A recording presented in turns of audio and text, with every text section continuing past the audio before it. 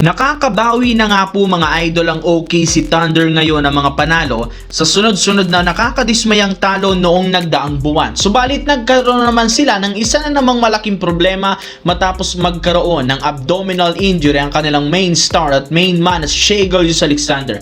Mapapabilang nga siya sa mga injured player ng OKC kagaya ni Jalen Williams na inaasahang hindi makakapaglaro, at dahil sa pagiging kulang na lineup ng Thunder, napilitan ng team na gumawa ng trade at kumuha ng bagong player na si Jared McKay na inaasahang pansamantalang mangunguna sa scoring at playmaking. Napakalaki ng potential nito, sadyang nasa pawan lamang siya ng ibang mga players sa Philadelphia 76ers. Simula nang bumagsak ang playing time nito sa Sixers, nahirapan na nga siyang magkaroon ng impact, at ngayon na nakalipat na ito sa defending champ ay expected na maibabalik niya ang kanyang confidence sa pagkakaroon dito ng mas madaming minuto, at kapag nangyari yan, mas lalakas lalo ang lineup at OKC ang kanilang second unit.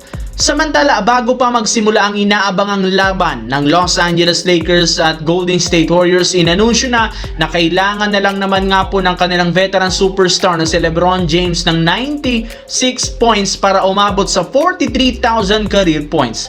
Siya lang naman ang nag-iisang player na nakagawa ng ganitong klaseng record, kaya isa na naman ngang history ang gagawin ni LeBron, at kagaya ng inasahan, hindi talaga binigo ng Golden State at Lakers ang kanilang mga fans sa pangalawang pagharap. Kahit man parehong out ang mga superstar na sina Stephen Curry, Jimmy Butler, Kristaps Porzingis at Luka, naging mainit pa rin ang laro. Sa umpisa, lumalamang agad ang Lakers sa maagang pag-agresibo ni Austin Reeves at LeBron na pinangunahan ang opensa. Sadyang dumidikit pa rin ang Golden State sa pag-step up ng ibang mga role player. Ang kaso, sa huli na outplayed pa rin sila ng Lakers gamit ang ginawang adjustment ni Coach Redick. Nakita dito na kulang talaga ang lakas ng Warriors sa pagkawala ng kanilang mga superstar.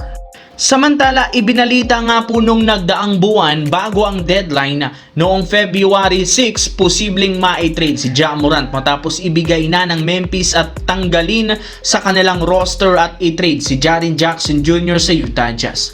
Pero sa hindi inasahan, wala nga pong nangyaring trade kay Ja Morant. Kaya isang malaking katanungan, bakit hindi natuloy ang trade ni Ja Morant sa Minnesota o di kay sa Miami Heat? Wala yun kay Dave McMenamin. Sinubukan nga sana ng Memphis na i-offer si Morant sa ibang team, sadyang tinanggihan sila sa dami ng hinihingi nitong counter offer. At syempre, draft pick may kasamang young player. Though may ilang teams ang nagka-interes na willing ibigay ang hinihinging kapalit ng Memphis, sa tingin nga nila bagsak na ang trade value ni Ja Morant dahil sa pag-uugali nito. Pero sa kabila niyan, ipapagpatuloy pa rin ng Memphis ang pag-trade sa kanya, sadyang kailangan lamang babaan ang trade value o trade offer na gustong makuha ng Memphis para matuloy ang pagtanggal sa kanya.